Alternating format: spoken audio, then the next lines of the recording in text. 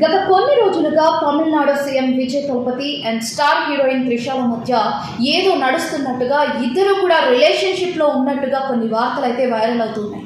దానికి తోడు విజయ్ తలపతి వాళ్ళ భార్య సంగీత కూడా తనకి విడాకులు కావాలని చెప్పేసి కోర్టుకు ఎక్కిందన్నమాట.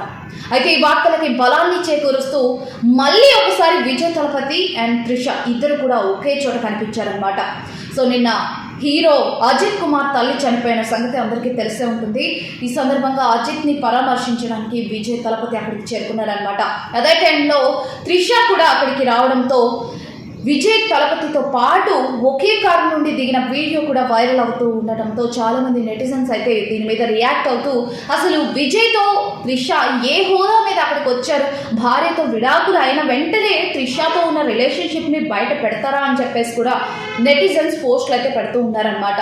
అయితే ఇంకొంతమంది ఏమంటారంటే ఒకే కారులో వస్తే తప్పేంటి అని చెప్పేసి కూడా వాళ్ళిద్దరికి మద్దతు ఇస్తూ ఉన్నారు. సో దీని గురించి మీరేమనుకుంటున్నారో కమెంట్ చేస్తే